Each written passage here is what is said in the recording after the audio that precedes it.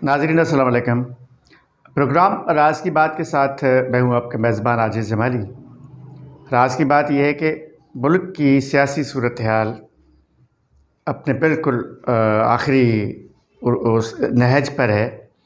जिस जिस तरह मैंने अपने गुज़िश्ता प्रोग्राम में बात की थी कि आखिरी ओवर के आखिरी बाल तक मैच दिलचस्प होगा, लेकिन अब आज चूँकि कौमी असम्बली में तहरीक अदम एतमाद का तकरीबन फ़ैसला हो गया है, तो अब सूरत हाल ये नज़र आ रही है कि आखिरी बॉल पे टारगेट इतना हो गया है कि हुकूमत बचने का बहुत कम इम्कान है। यानी यूँ कहा जाए कि एक बॉल जब आपके पास हो और स्कोर आपको 30 चाहिए, तो फिर ज़ाहिर है कि एक बॉल पे 30 रन्स नहीं बन सकते। छक्का तो लग सकता था, जैसे मैंने अपने लास्ट प्रोग्राम में कहा कि हो सकता है कि इमरान खान छक्का मारे, लेकिन अब सूरत हाल बड़ी मुख्तलफ हो गई है। यानी गुज़िश्ता रोज़ सिंध हाउस में 200 के लगभग MNAs अपोजिशन के इजलास में शरीक थे, जिसमें 22 MNAs का ताल्लुक़ खुद तहरीक इंसाफ से था। यानी इमरान खान के उसकी अपनी पार्टी के 22 MNAs अपोजिशन से जाके मिले। इत्तेहादी सारे के सारे हाथ निकाल चुके हैं। MQM अलग हो गई है, बलूचिस्तान अवामी पार्टी अलग हो गई है, GDA की बात चल रही है। अभी उनके पास में 3 MNAs हैं। सुना है कि पीर पगारो और आसिफ जरदारी का एक रब्ता जारी है। उसके अलावा मुस्लिम लीग काफ बज़ाहिर तो ऐसे लग रहा है कि पंजाब की वज़ारत आला के लिए मुस्लिम लीग काफ परवेज़ इलाही हुकूमत के साथ है, इमरान खान के साथ, लेकिन फिर भी उनके MNAs अभी ये कह रहे हैं कि वो वोट नहीं देंगे। तो इस तरह इमरान खान के हामियों की ऐवान के अंदर तादाद बहुत कम रह गई है। यानी जिसके पास भी ज़्यादा से ज़्यादा वोट हों, मिनिमम भी कम से कम 172 होने चाहिए। जब 200 यानी 199 और 200 के लगभग वोट अपोजिशन के पास हैं, तो वहाँ तो 150 से भी तादाद कम रह जाती है, जिस वजह से ये पूरा जो सिनारियो है उसमें ये लग रहा है कि अब बिल्कुल इमरान खान का काम पूरा हो चुका है। लेकिन इस बीच में 2 बड़ी अहम बातें हुई हैं। एक तो वो ख़त जो इमरान खान ने अपनी तकरीर में ये 27 मार्च को बताया सबको, लेकिन फिर गुज़िश्ता रोज़ खुद ही उन्होंने सहाफ़ियों को बुला के ये खुद कहा कि ये ख़त किसी गैर मुल्की ने हमें नहीं लिखा था, ये ख़त हमारे ही एक सफ़ीर ने हमें लिखा। जबकि आज अखबारात में ये बात रिपोर्ट हो चुकी है कि वो सफ़ीर ने ऐसे नहीं लिखा है कि कोई धमकी है, या उसने कहा है कि ये हुआ था मेरे सामने। यानी ये एक होता है ख़त जो बाकायदा लिखा जाता है, एक होता है मिनट्स ऑफ मीटिंग, यानी कोई मीटिंग होती है उसके जो मिनट्स तय होते हैं, वो थे जो वज़ारत ख़ारजा को भेजे गए थे, यानी अमेरिका में जो पाकिस्तान का सफ़ीर था। अब चले मैं अपने जो है नाज़रीन को ये भी बता देता हूँ कि वो ख़त अमेरिका से आया था। अमेरिका में पाकिस्तान के सफ़ीर ने वो ख़त भेजा था पाकिस्तान के वज़ारत ख़ारजा को, यानी शाह महमूद कुरैशी को। सेक्रेटरी ख़ारजा को सफारतकार कहते हैं। उसका तरीक़ेकार ये होता है कि सेक्रेटरी ख़ारजा को सफ़ीरों के या सफारतकारों के ख़ुतूत आते हैं, फिर सेक्रेटरी ख़ारजा वही ख़त जो है वो मिनिस्टर को पेश करते हैं। फिर मिनिस्टर का होता है कि आया इसको डिस्क्लोज़ किया जाए, बताया जाए, ना बताया जाए। तो मिनिस्टर जो हैं, वज़ीर ख़ारजा जो हैं, शाह महमूद कुरैशी तक ये ख़त पहुँचा, जो उन्होंने फिर वज़ीर आज़म इमरान खान तक पहुँचाया। मज़ेदार बात यह है कि हुकूमत ख़ुद कह रही है कि ये ख़त हमें 8 मार्च से पहले मिला था, यानी 7 मार्च को मिला था। तो भाई आपने 20 दिन इसको छुपाया क्यों? ये अहम सवाल है। यानी आप कह रहे हैं कि इतना बड़ा सिक्योरिटी का मसला था, इतनी बड़ी धमकी थी, इतना बड़ा थ्रेट था, पाकिस्तान की सलामती का मसला था, लेकिन 20 दिन तक आपने उसको छुपा के रखा कि आपको अपने जलसे में बड़ा ऐलान करना है। इस वजह से आपने कहा कि जी अब तो खुद मुल्क दुनिया में मजाक बन रहा है कि एक मिनट्स के मीटिंग के मिनट्स को लेके ख़त बना के, और पाकिस्तान कह रहा है कि पाकिस्तान को धमकी दी गई है। तो इस तरह अगर उस ख़त को लिया जाए तो वो भी तकरीबन ठुस हो चुका है, उसमें अब दम खम नहीं रहा। और पार्लियामेंट की सिचुएशन मैंने आपको बताई, वहाँ अपनी अक्सरियत खो चुका है वज़ीर आज़म। आखिरी बॉल पे जीतने का इम्कान कम रह गया है। अब फिर आखिरी धमकी दी गई है कि वहाँ लाख लोग भी जमा हो सकते हैं। कल सहाफ़ियों के साथ बात करते हुए इमरान खान ने कहा हो सकता है कि पार्लियामेंट के बाहर 1 लाख लोग जमा हो जाएं, और मतलब धमकियाँ, सिर्फ धमकियों पे बात चल रही है।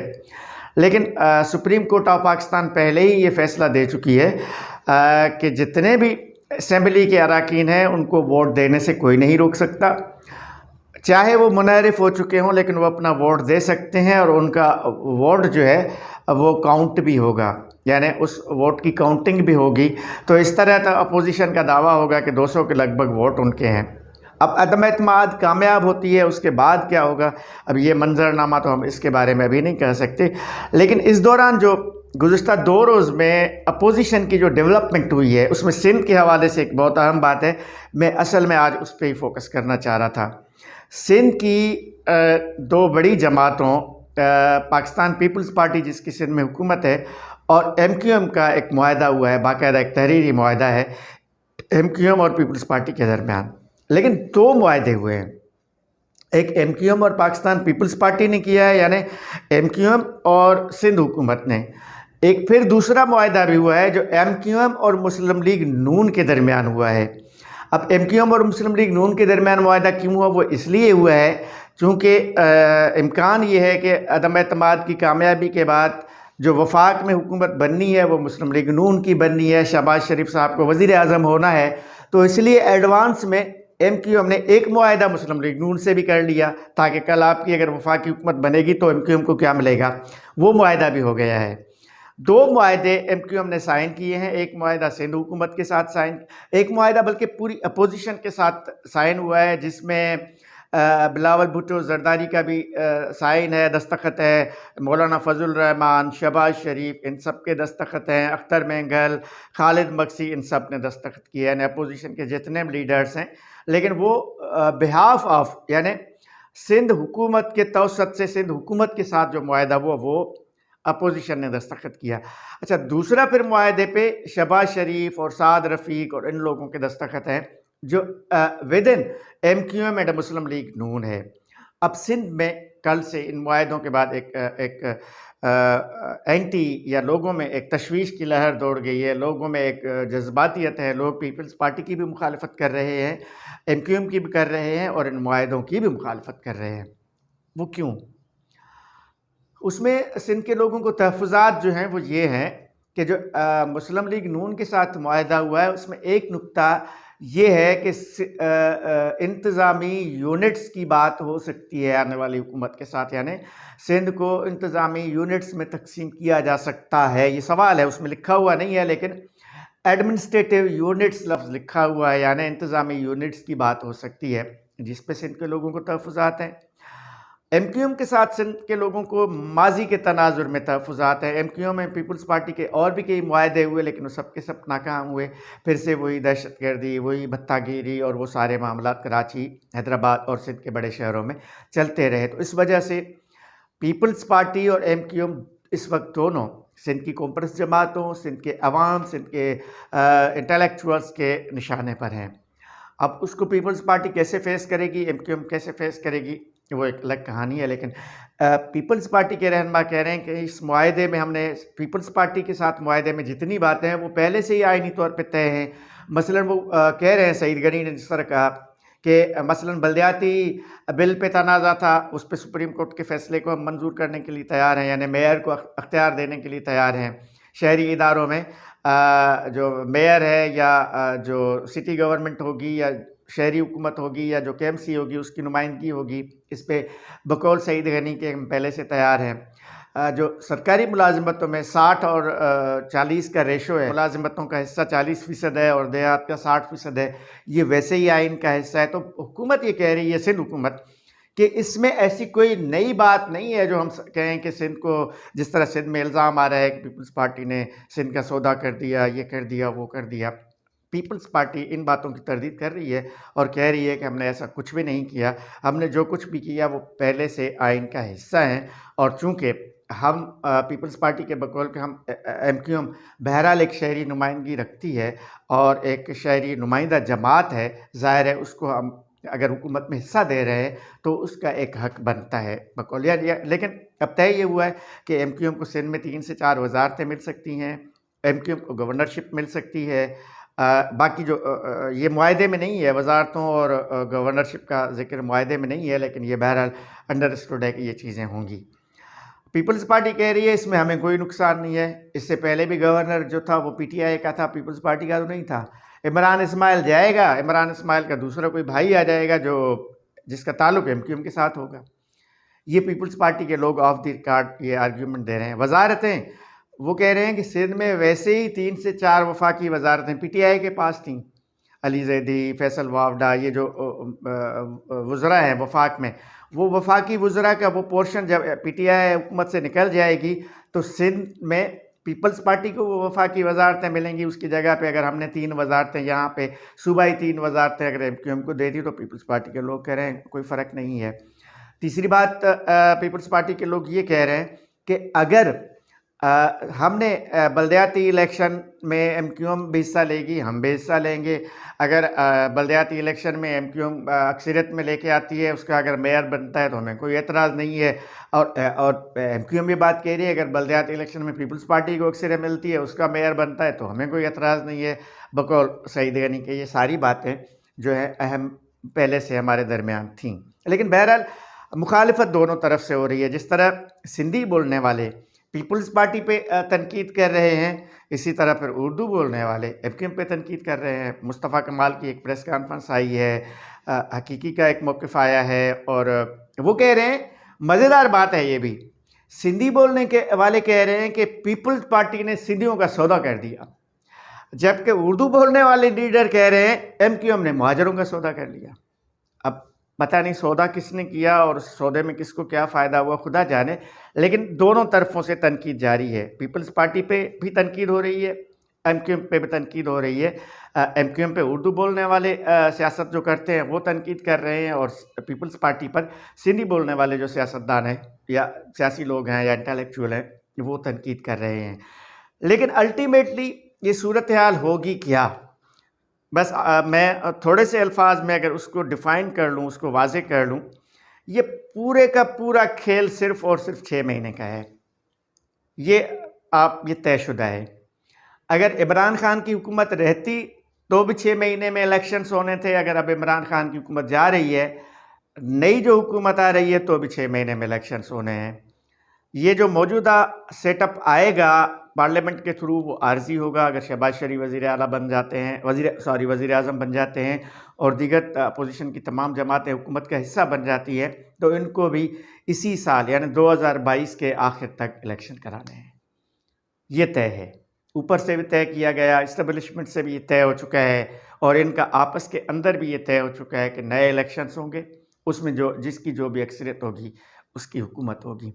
तो अब 6 महीने में MQM सिंध हुकूमत में शामिल रह के कितना गेन कर सकती है? ज़ाहिर है MQM को भी नज़र में आने वाला इलेक्शन है कि आने वाले इलेक्शन में आज़ादी से हम चाहे। MQM का टारगेट क्या है? आने वाले इलेक्शन में MQM का टारगेट सिर्फ यही होगा कि MQM से जो सीटें PTI छीन के ले गई है वो दोबारा MQM के पास आ जाएं। पीपल्स पार्टी को उससे कोई फ़ायदा नहीं है, चाहे वो सीटें PTI के पास हैं या MQM के पास हैं। पीपल्स पार्टी के लिए तो बराबर की बात है। यानी जो 10-12 MNAs कराची से PTI के जीते थे, अगर वो दोबारा MQM के पास आ जाते हैं तो MQM का वेट बढ़ जाएगा फेडरल पार्लियामेंट में। अब PTI उसमें क्या करेगी? कम अज़ कम जो मेरा तर्जिया है, ये मैं मालूमात तो नहीं मुझे, लेकिन मेरा तर्जिया है PTI कराची की सतह पर, वैसे तो मुल्क की सतह पे बहुत लूज़ कर चुकी है, लेकिन कराची की सतह पे बहुत ज़्यादा लूज़ कर चुकी है। कराची के लोग ये बात खुलेआम कह रहे हैं कि 3.5 साल में PTI ने कराची के लिए कुछ भी नहीं किया। तो लाजमी है अगर ये तासुर बन रहा है तो जिसका पॉलिटिकल फ़ायदा MQM को मिलना है। PTI से लोग जब बेजार होंगे, क्योंकि PTI के जो लोग मुंतखब होके आए थे वो MQM के हलकों से मुंतखब होके आए थे। लियारी से एक सीट सिर्फ आई थी, शकूर शाह, जो बिलावल भुट्टो से जीत कर आए थे, लेकिन बाकी उसके अलावा पीपल्स पार्टी के जितने भी हलके थे वहाँ से पीपल्स पार्टी के लोग मुंतखब होके आए थे। लेकिन MQM के लोग कम हुए, उसकी जगह पे PTI के लोग जीत कर आए थे। तो बहरहाल MQM का ये टारगेट होगा कि आइंदा इलेक्शन में वो उसको वोट वापस आ जाए। उसके ये एक हो सकता है। दूसरा, बहरहाल MQM उर्दू बोलने वालों के लिए ये बात कर रही है कि जी हम देखें आपको मुलाजिमतों का हिस्सा दिलवा रहे हैं जो पीपल्स पार्टी नहीं दे रही थी। ये एक उनके लिए एक पॉजिटिव पॉइंट होगा अपने वोटर्स को खुश करने के लिए। तीसरा अहम पॉजिटिव पॉइंट है कि एमक्यूएम कराची, हैदराबाद, मीरपुर ख़ास में अपने एडमिनिस्ट्रेटर्स चाह रही है। अपने मतलब ज़ाहिर है वो होंगे तो गवर्नमेंट अफसरान, लेकिन उनके जो नाम होंगे वो एमक्यूएम देगी, यानी कराची के एडमिनिस्ट्रेटर के लिए 3 अफसरान के नाम देगी, उनमें से कोई किसी एक को एडमिनिस्ट्रेटर मुकर्रर किया जाएगा। अब मुर्तज़ा वहाब की जगह पे आने वाले वक्तों में जल्द ही नया एडमिनिस्ट्रेटर मुकर्रर होगा और जो एमक्यूएम का हामी होगा। इसी तरह हैदराबाद में, इसी तरह मीरपुर ख़ास में एमक्यूएम अपने वोटर्स को ये कह के बहुत एडवांटेज दे सकती है, खुश कर सकती है कि देखें कराची का एडमिनिस्ट्रेटर हमारा नहीं था, हैदराबाद का पहले एडमिनिस्ट्रेटर हमारा नहीं था, अब हमारा आ गया। एडमिनिस्ट्रेटर के आने से बहुत बड़ा फ़र्क पड़ता है।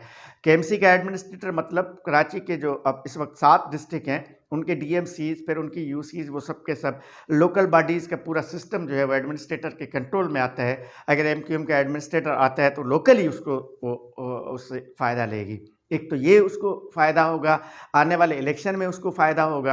अब फिर सिंधी लोगों की तनकीद के सिंध को क्या मिलेगा? अब सिंध को क्या मिलेगा, ये पीपल्स पार्टी से अगर ये सवाल किया जाए, वो कहेंगे जी हमने इमरान खान की हुकूमत को गिरा दिया, वफाक में पहले सिंध की नुमाइंदगी नहीं थी, अब 2-4-8 सिंधी वज़रा चले जाएंगे वफाक में, और फिर स्पीकर हो सकता है कि कौमी असेंबली का स्पीकर सिंध से बन जाए। हो सकता है कि सदर के लिए 2 नाम चल रहे हैं, जिस तरह मुल्क के सदर के लिए फजलुर रहमान और आसिफ जरदारी का नाम चल रहा है, इन दोनों में से कोई एक सदर हो सकता है।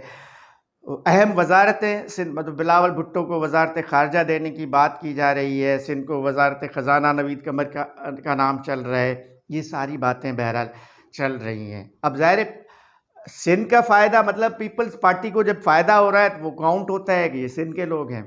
तो इस तरह ये पूरा गेम जो है, जो गुज़श्ता 15 दिन से जारी है, अपने बिल्कुल इख्तिताम को पहुंचने वाला है। और इस इख्तितामी खेल जो 2 से 3 अप्रैल को होना है, इसमें फिर क्या होगा, फिर नया सेटअप आएगा, नई हुकूमत आएगी, नया पूरा सिलसिला होगा, वो जो पूरा 6 महीने के लिए होगा। और इस दौरान फिर ये बातें हैं कि नवाज़ शरीफ वापस मुल्क में आ जाएगा, नेब का चेयरमैन तब्दील हो जाएगा, बहुत सारी तब्दीलियाँ और भी हो जाएंगी, ये बहुत सारी बातें हैं। और बल्कि इसी साल नवंबर में पाक फ़ौज के सरबराह को तब्दील होना है, वो ये सारी तब्दीलियाँ जो हैं इस आर्जी सेटअप का हिस्सा हैं। उसके बाद फिर नए इलेक्शन और फिर उसके बाद नई हुकूमत, ये सारी बातें हैं। आज के तज्ज़िये में जो हमने जो देखा है, इसमें सिर्फ तज्ज़िया ही हम कर सकते हैं। हम अपना जो हम समझ रहे हैं वो बात आप नाज़रीन तक हमने पहुँचाई है। आज के प्रोग्राम को आपने किस तरह देखा, आपकी क्या आ रहा है इसके बारे में, स्क्रीन पे नज़र आने वाले ईमेल एड्रेस और व्हाट्सएप नंबर पे हमें ज़रूर आगाह कीजिएगा। और अगले प्रोग्राम तक अपने मेज़बान आजिज़ जमाली को दीजिएगा इजाज़त। अल्लाह हाफ़िज़।